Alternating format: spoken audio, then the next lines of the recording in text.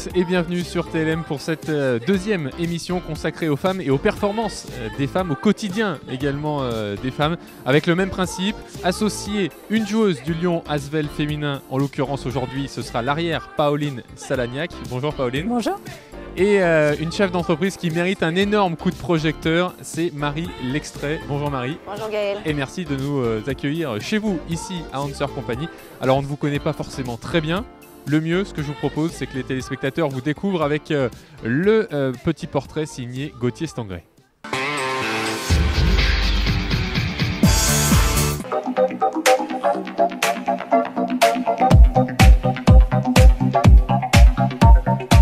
Bonjour, Marie L'Extrait, donc je suis gérante de la société Hanser Company et présidente du fonds de dotation TFA. J'ai créé Hanser Company il y a bientôt 10 ans. J'étais pas du tout dans le métier de l'objet publicitaire et j'ai eu envie d'aller vendre de l'objet publicitaire. Donc j'ai découvert le métier en même temps que j'ai développé mon entreprise. En fait, c'est un vélo en 2 couleurs avec des écritures dans le vélo.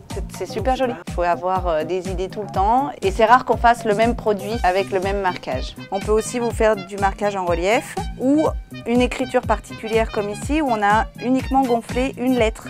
Alors je suis présidente du fonds de dotation TFA en fait, qui a été créé en janvier 2016 suite au décès d'une jeune fille qui a été emportée dans une avalanche, qui est ma nièce, qui avait une petite sœur handicapée qui souffre de troubles du spectre autistique. Donc on a créé ce fonds de dotation pour qu'on puisse faire de belles choses à travers ce drame qui nous a touchés.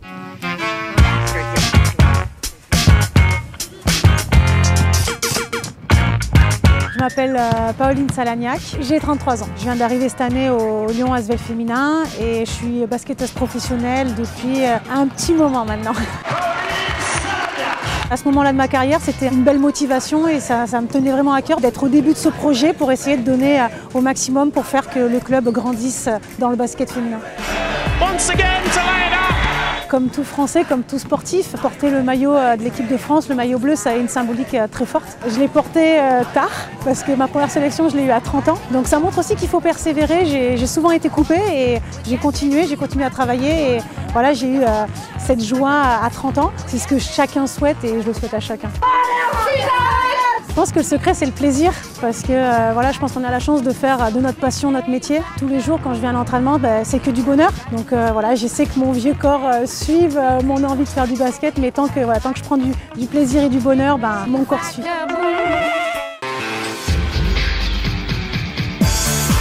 On est donc maintenant à l'intérieur des locaux d'Hanser Company avec donc Marie qui nous accueille.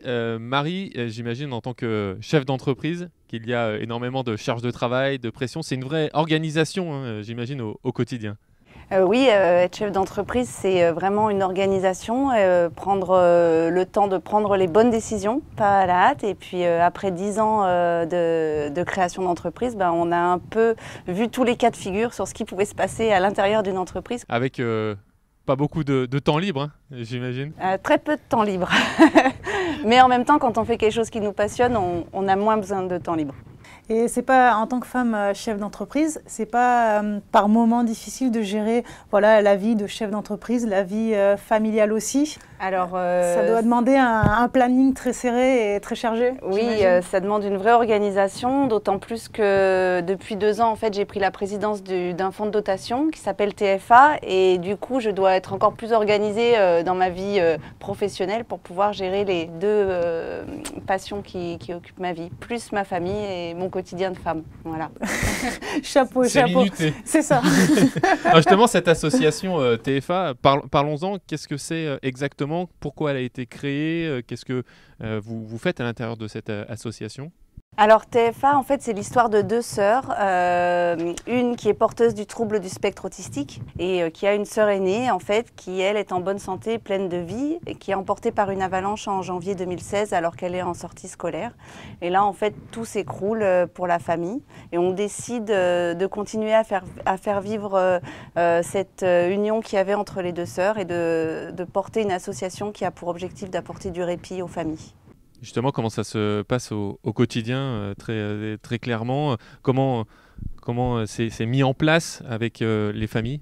Alors en fait, pour l'instant, on a mis en place un service d'aide à domicile, en fait, où on intervient de façon ponctuelle dans les familles, avec des intervenants donc formés et qu'on supervise pour rassurer les familles. Et on intervient entre 3 et 6 heures par semaine, toujours la même personne dans la même famille. La confiance, en tout cas, l'adaptation, c'est des thèmes que Pauline connaît aussi dans le basket, c'est ce qu'on peut retrouver, confiance en soi, confiance en ses coéquipières, l'adaptation quand on change de club, comme ça a été ton cas l'été dernier où tu es arrivé au Lyon Asvel féminin, on le rappelle.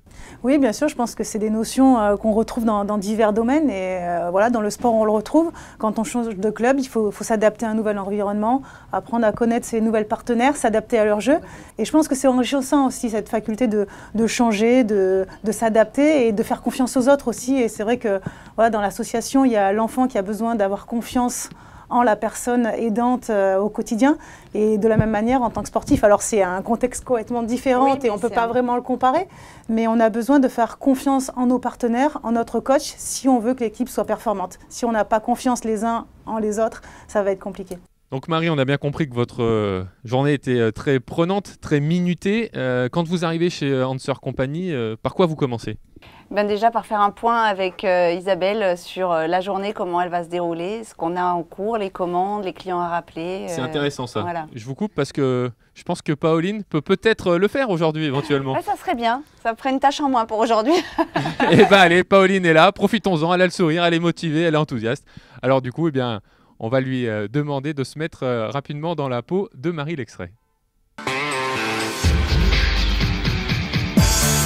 Alors Pauline, je vais te présenter donc Isabelle qui travaille avec moi sur Hanser et sans qui je pourrais rien faire de toutes mes activités d'à côté.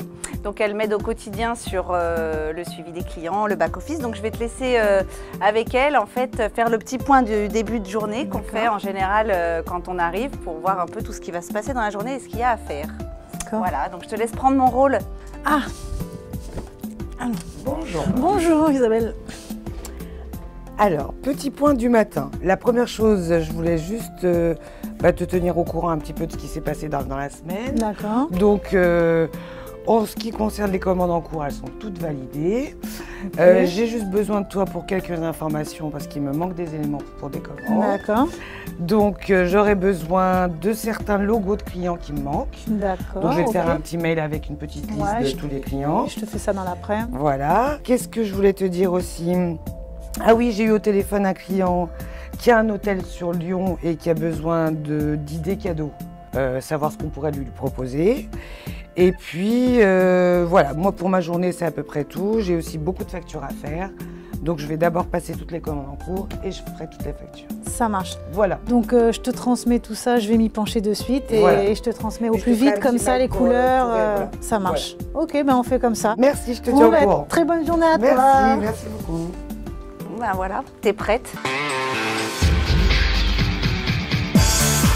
Voilà, on en sait donc un petit peu plus sur le début de la journée de Marie Lextrait. Mais Marie, c'est plutôt le début de la journée professionnelle ici à Hanser Compagnie, parce que la journée, elle a commencé bien avant déjà. Oui, en fait, comme la journée, elle passe vite et que je me dis tout le temps, il faut que je prenne un moment pour moi et que j'y arrive pas, j'ai mis en place un rituel du matin, en fait. Et je me lève 1 heure plus tôt et je fais un peu de méditation, du yoga, de la lecture, enfin des choses pour moi, en fait, entre 3/4 d'heure et 1 heure avant d'attaquer ma journée. Donc ça veut dire que ça commence à quelle heure le réveil sonne le matin? Des fois à 5h30, des fois 6h. Ouais, ça va, c'est pas non plus trop tôt. Ouais, pour moi, c'est très tôt. Là, je suis au milieu de ma nuit. Non, oui, Pauline, elle va se coucher à cette heure-là quand elle gagne, des fois. Ça peut arriver, ça peut arriver. Non, c'est vrai que nous, c'est un planning un petit peu différent parce qu'on s'entraîne, ça va varier, les entraînements vont varier en fonction du programme type de la semaine. Donc on peut avoir 2 entraînements par jour, comme un seul. Donc quand on s'entraîne 2 fois par jour, c'est entraînement en règle générale vers 10h, de 10h à midi, et l'après-midi de 4 à 6 à peu près. Oui, mais donc après, ça il y a laisse le temps de récupération. Voilà, après c'est ça, les gens ne comprennent pas forcément toujours parce que ça paraît voilà, pas beaucoup dans la journée, 4 heures de sport, enfin d'entraînement. Mais après, il y a les notions de récupération, alors ça peut être la sieste, ça peut être les soins.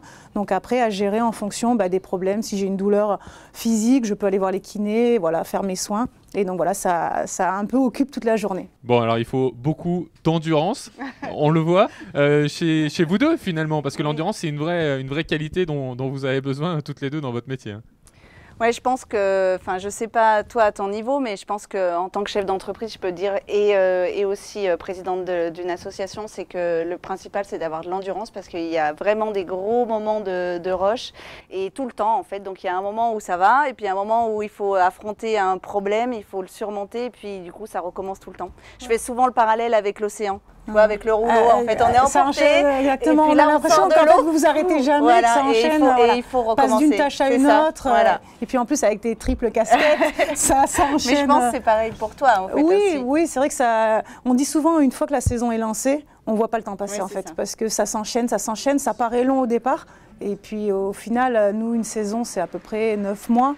Après, il y a la trêve d'été, mais les 9 mois, on ne les voit pas passer. Et c'est vrai que ça fait maintenant peut-être 16-17 ans que je suis professionnelle et j'ai l'impression que c'était hier mes débuts. Donc voilà, c'est quand on aime aussi, quand on aime et qu'on a cette motivation, et je pense que c'est ton cas aussi, parce que tu ne pourrais pas faire ça sans cette envie et cette motivation dans tous les projets que tu entreprends.